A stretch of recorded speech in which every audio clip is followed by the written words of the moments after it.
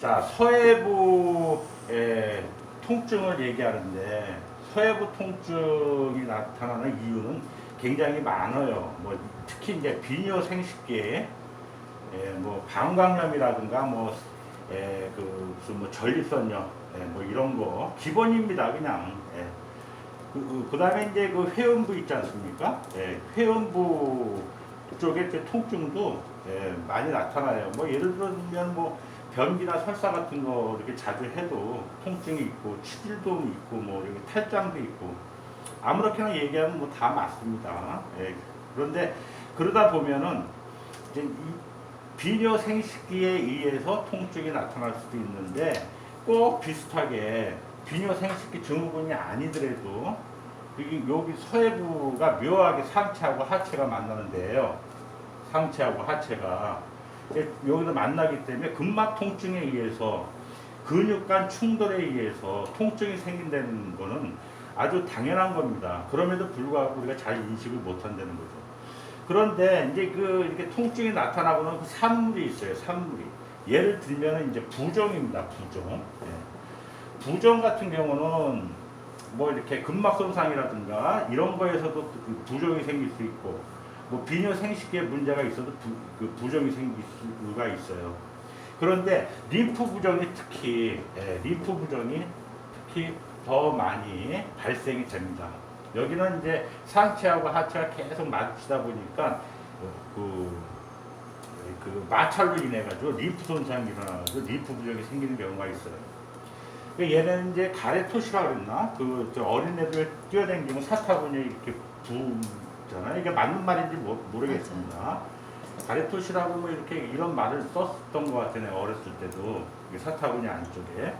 그러니까 이 사타구니 안쪽의 부종이 부종이 어떤 부종인지를 봐야 되겠죠. 림프 부종 같은 경우는 이거 만약에 초기에 생겼다 그러면은 이거 절대적인 안정을 취해야 됩니다. 그렇지 않고 계속 방치하게 되면 림프 손상이 일어나게 되고요. 이렇게 되면 나중에 걷잡을 수 없이 통증이 확산이 돼요. 여기 림프는 이제 그 다리서부터 시작해가지고 골반을 통해서 이제 심장으로 유입되는 과정인데 여기가 하체 2분의 1 정도가 다 막힙니다. 여기가 스톱이 되면.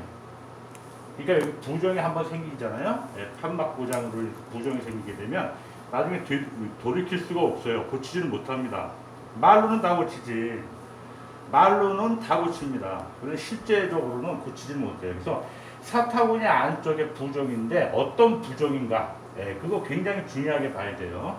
그래서 림프 부종이다 그랬을 때는 이거는 뭐 병원적 치료를 적극적으로 해서 초기 제압을 하지 않으면 계속적으로 이렇게 림프관이 손상이 일어나기 때문에 나중에는 걷잡을 수가 없어요. 고치지 못합니다. 그냥 사는 날까지 살아야 돼요. 그냥 이런 얘기하면 뭐하지만 그냥 사는 날까지 사는 겁니다. 아프면 가서 뭐 진통제 같은 거 정도 이렇게 맞으면서 살아야 돼요. 별거 아닌데 그런 일이 생길 수 있다는 겁니다. 자, 두 번째는 또 여기 이제 대동맥이 내려가잖아요. 대동맥에서 이제 여기서부터 이렇게 사타구니에서 대퇴동맥으로 이제 내려가게 되는데 여기에 이제 동맥 손상이 일어날 수가 있어요. 서해부가 압박이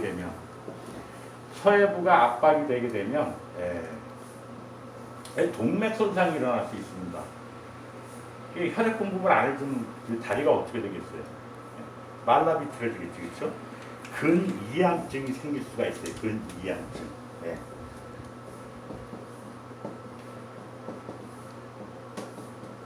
근이양증도 생기잖아요, 한번. 그럼 이제 이쪽 다리 굵기하고 이쪽 다리 굵기가 달라요. 그러니까 이제 어느 한쪽에 이제 그 동맥이 눌리게 되면은 양쪽 다리의 그 두께 사이즈가 다릅니다. 별것도 아닌데 역시 마찬가지로 비대칭이 극심해지게 됩니다. 이게 다리 사이즈가 다르니까 걸을 때도 어떻게 돼? 띠똥거리게 되고 이렇게 되면 이제 축이 흔들거릴 거 아닙니까, 그렇죠? 그러면서 뭐 예상치 못한 일들이 막 생기는 거예요. 그러니까 이 서해부가 압박이 돼서 대동맥이 눌렸다. 대퇴동맥이 눌렸다는 건 우리가 알 수 없지만 만약에 림프 부종이 생겼다 그러면 림프 부종하고 함께 오기 때문에 이게 더 이제 지금 먼저 중요해 보이는 거죠. 중요해 보이지만 이 대동맥도 늘려서 나중에는 근 이양증이 와가지고 한쪽 다리는 말이죠. 가늘고 한쪽 다리는 두꺼워지고 이렇게 산다는 거죠, 그렇죠? 이렇게. 자, 이것도 염두에 둬야 됩니다. 그리고 이제 여기에는 근육 하태에는 이제 김밥처럼 다양한 근육들이 있잖아요. 근데 이제 구획증후군도 또 걸릴 수가 있어요. 구획증후군도 걸릴 수 있다는 면에서 이것도 만만하게 볼 사항은 아닙니다. 아까도 얘기했지만 이 서해부 통증에 대해서 잘 얘기 안 해요. 이 사타구니 안쪽에 대해서 마사지사한테 거기가 아파요라고 얘기하는 사람이 누가 있습니까? 역시 마찬가지예요. 여기서 천장관절통하고 요통 얘기했다 그러면 여러분들이 이 얘기도 해야 돼요. 림프 부종도 예를 들어 사타구니 안쪽에 그 림프 부종, 그다음에 이제 한쪽이 이제 다리가 붓는 느낌이 들죠. 자고 일어나 한쪽이 더 무겁고 붓는 느낌이 든다. 살을 눌러봤을 때 그 손톱 자국이 오래 가거나 양말을 신었는데 양말 그 밴드 자국이 너무너무 오래 간다 그러면은 그 시작되고 있는 거예요, 이게. 판막이 고장이 났냐 안 났냐에 따라서 그 경중이 좀 달라지긴 해도 이게 그 자국이 오랫동안 남는다는 얘기는 순환이 되고 있지 않다는 뜻이에요. 이게 경고입니다. 여러분 앉아서 오랫동안 있어보세요. 발이 붓지. 그 림프 부종이에요. 림프 부종. 그러니까 쓰레기가 지금 이게 배출이 안 되고 있습니다. 그 세포들이 그 쓰레기하고 같이 엉켜 있는 거예요.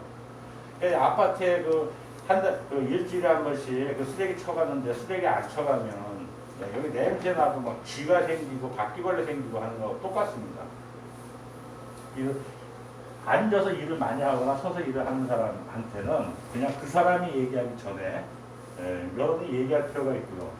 다리만 마사지한다고 되는 일이 아니라는 걸 이제 아셔야 됩니다. 물론 다리가 부었으니까 다리를 마사지하는 건 당연한데 우선은 이 다리가 아니에요. 서해부입니다. 서해부. 그래서 서해부를 어떻게 마사지를 해요? 상체하고 하체를 꺾으면 되죠. 상체하고 하체를 스트레칭을 시키면 됩니다. 그게 물론 테크닉이긴 한데, 그러니까 상체하고 하체를 이렇게 다리를 뒤로 뺀다든가 옆으로 뺀다든가 해서 이 관절을 움직여주면 서해부 근육들은 다 늘어나게 됩니다. 그 작은 차이로 인해서 그 시술 효과가 굉장히 현저하게 다르게 나타날 수 있다는 거예요.